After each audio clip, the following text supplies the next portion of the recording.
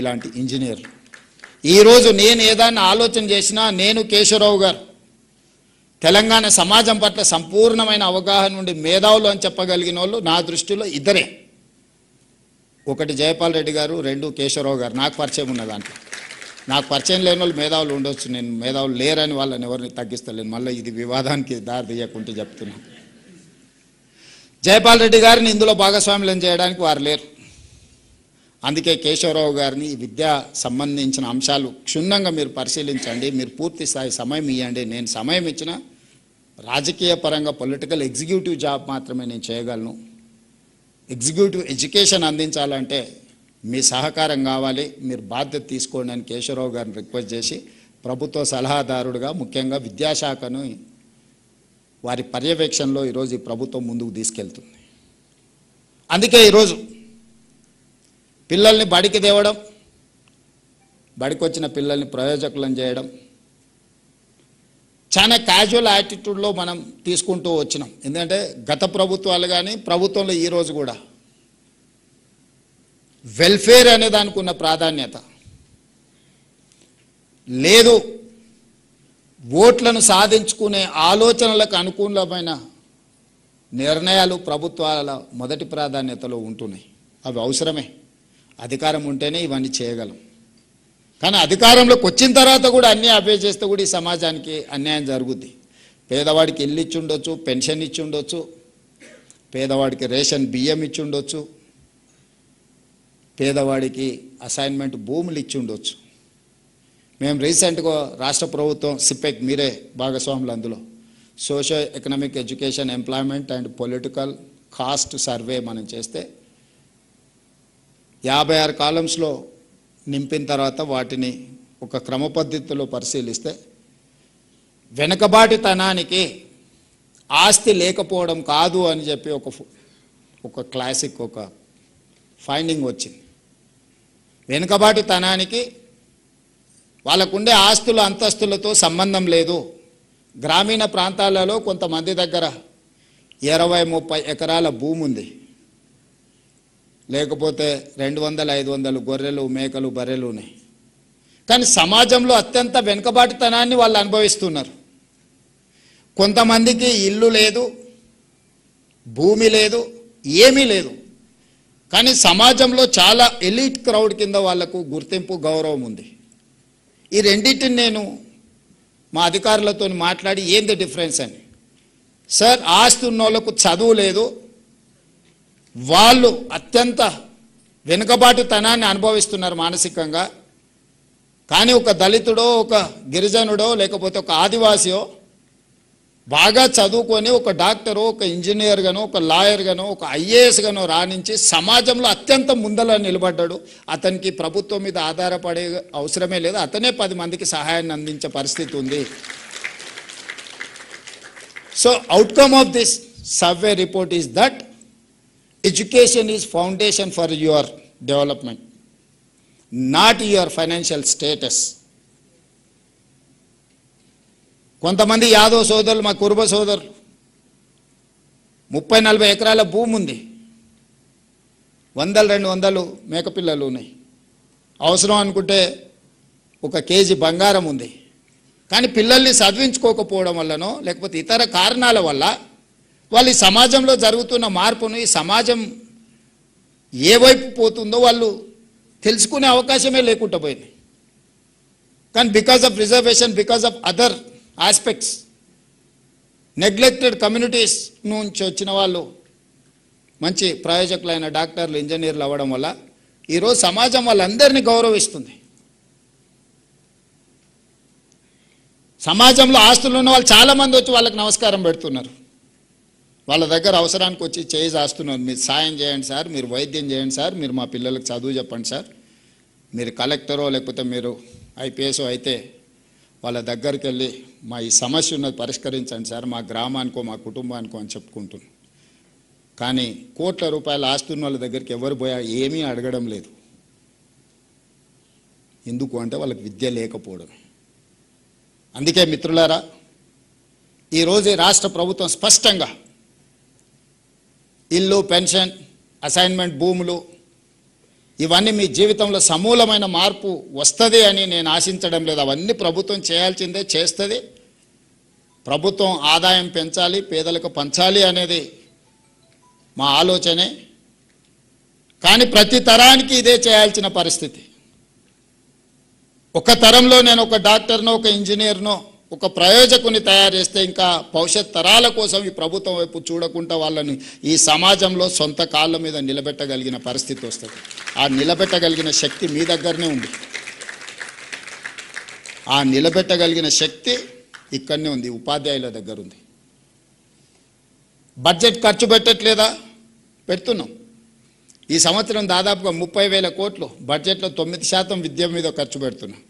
ఈరోజు మీ ముందర నేను చెప్పదలుచుకున్నా, దాదాపుగా 27,50,000 మంది విద్యార్థులు తెలంగాణ రాష్ట్రంలో చదువుకుంటే ఒక్కొక్క విద్యార్థి మీద 1,08,000 కోట్ల రూపాయలు నా ప్రభుత్వం ఖర్చు పెడుతుంది. ఒక్క విద్యార్థి మీద రాష్ట్ర ప్రభుత్వం పెడుతున్న ఖర్చు 1,08,000 రూపాయలు ఈరోజు ఖర్చు అవుతుంది. నేను లెక్క తీసిన ఒక్కొక్క విద్యార్థి మీద నా ప్రభుత్వం ఎంత ఖర్చు పెడుతుందని. మరి 1,08,000 రూపాయలు నేను ఖర్చు పెట్టినప్పుడు ఆ పిల్లలకి ఎంత నాణ్యమైన విద్యను అందించాలనో మీరు ఒకసారి ఆలోచన చేయండి.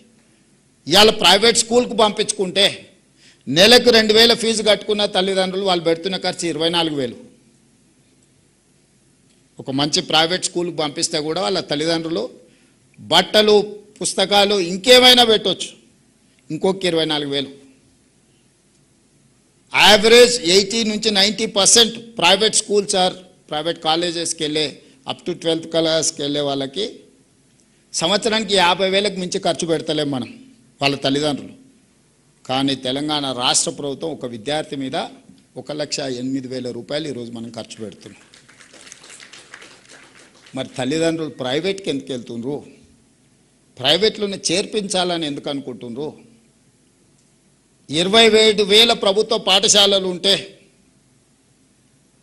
ఈ 3 సంవత్సరాలలోనే మన పిల్లలు పెరగడం మొదలుపెట్టి 2014 నుంచి ఎవ్రీ ఇయర్ డౌన్ఫాల్. ఇంతకుముందు యోగిత డేటా చూపిస్తుంది. ఎవ్రీ ఇయర్ 50,000, 60,000, 70,000 పిల్లలు dropouts from government schools. Last 4 years graph పెరగడం భారతదేశంలోనే, నాట్ ఓన్లీ ఇన్ తెలంగాణ. ఈ సంవత్సరం 1,00,000కు పైగా ప్రభుత్వ పాఠశాలల్లో ప్రైవేట్ స్కూళ్ళ నుంచి మానేసి లేదా పిల్లలు వచ్చి ప్రభుత్వ పాఠశాలల్లో చేరిండ్రు. 28వ స్థానం ఉన్న తెలంగాణ రాష్ట్రం విద్యలో 18వ స్థానానికి వచ్చింది 2 సంవత్సరాలు మీరు కష్టపడితే దేశంలో. నేను ఇప్పుడు మిమ్మల్ని అడుగుతున్నా, 2023 డిసెంబర్ కంటే ముందు మీరే టీచర్లు, ఇవే పాఠశాలలు మారలే, పిల్లలు మారలే, మా టీచర్లు మారలే.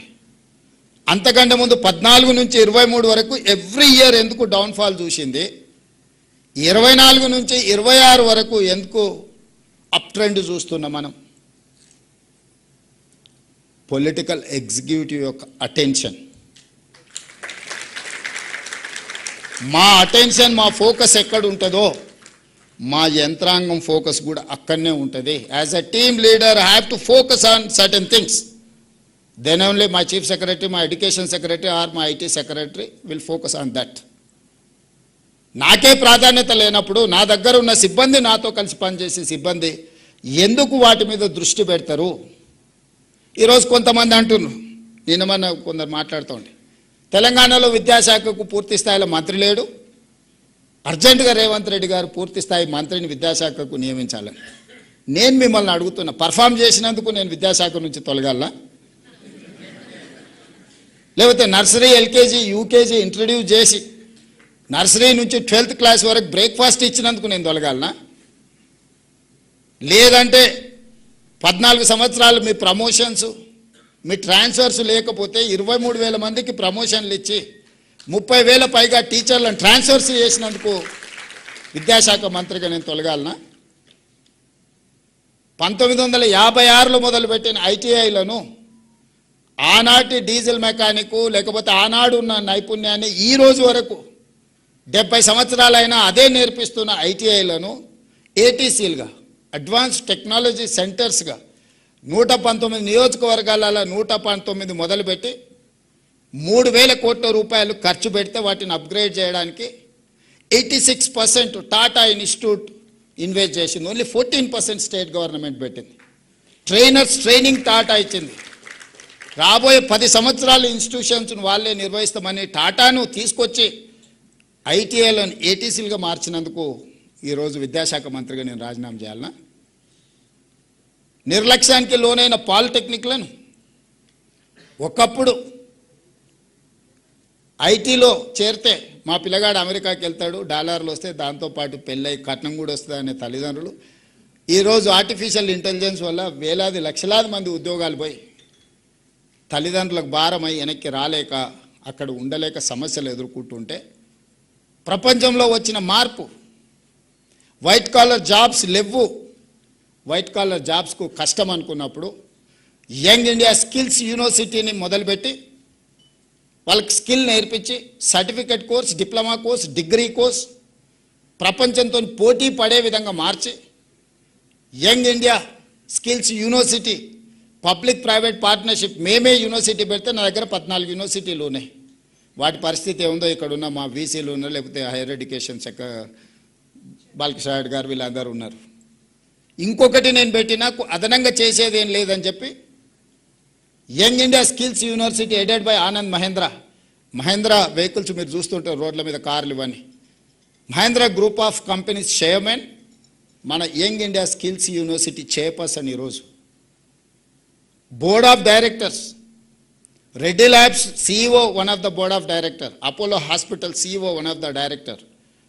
ప్రపంచంలోనే సక్సెస్ స్టోరీ ఉన్న కార్పొరేట్ కంపెనీల CEOలు ఈరోజు మన young India skills university board of directors. They have to decide curriculum, they have to take student, they have to give training, they have to give job also. ఈరోజు మన young India skills యూనివర్సిటీలో 2 months back vice chancellor గారు announce చేసిండ్రు, 1000 మందికి training ఇస్తే 1000 మందికి ఉద్యోగం వచ్చింది. బోధ్ ఆదిలాబాదులో ఏటీసీలో ట్రైనింగ్ పోయిన అందరికీ టాటా కంపెనీలోనే ఉద్యోగం వచ్చింది.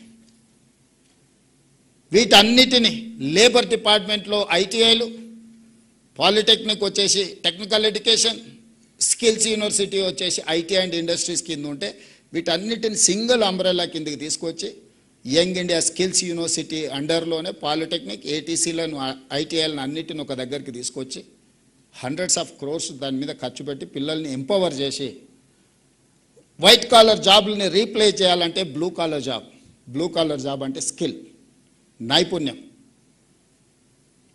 విద్య నైపుణ్యం కాదు. Language is not knowledge.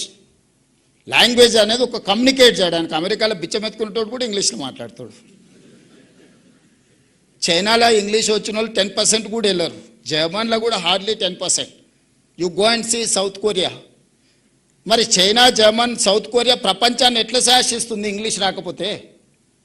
ప్రపంచాన్ని ఈరోజు ఒకవేళ చైనా గిన ఉన్న పలంగా నా అప్పు నాకు గట్టని అమెరికాని అడిగితే వాడు డబ్బులు కట్టలేక ఆ దేశాన్ని వాడికి ఇవ్వాల్సిన పరిస్థితి. అమెరికా క్యాష్ రిచ్ కాదు, చైనా ఇస్ క్యాష్ రిచ్. చైనాకున్న అప్పు అమెరికా కట్టాలంటే వాడి దగ్గర డబ్బులు లేకపోతే వాడి దేశాన్ని తీసి వాడికి అప్పచెప్పాలి. ఊర్లలో అప్పుడప్పుడు మనం భూమి ఇల్లు పెట్టి అప్పు తెచ్చుకుంటే కట్టలేక ఇల్లు భూమి వానికి అప్పులోనికి ఇస్తాం కదా పటానికి. అట్లా అమెరికా దేశాన్ని చైనాకి ఇవ్వాల్సిన పరిస్థితి. అందుకే ఎవరు ఏది మాట్లాడినా, ఎవరు ఏం చెప్పినా 25 సంవత్సరాలు మనం అమెరికా వైపు చూసినాం. చాలా నేర్చుకున్నాం, చాలా సంపాదించినాం, చాలా గుర్తింపు వచ్చింది. ఇక అమెరికా అనేది మనకు అంత గొప్ప అవకాశాలు ఇచ్చే దేశం కాదు. ఇప్పుడు మనం ఫోకస్ షిఫ్ట్ చేయాల్సింది జర్మనీ మీద, జపాన్ మీద, సౌత్ కొరియా మీద, సింగపూర్ మీద, చైనా మీద. ఈరోజు కోట్లాది ఉద్యోగాలు, ఉపాధి అవకాశాలు ఆ దేశాలలో ఉన్నాయి.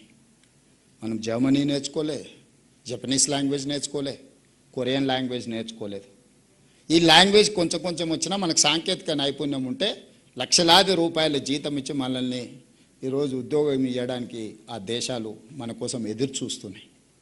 అందుకే ఈరోజు నర్సరీ నుంచి 12th వరకు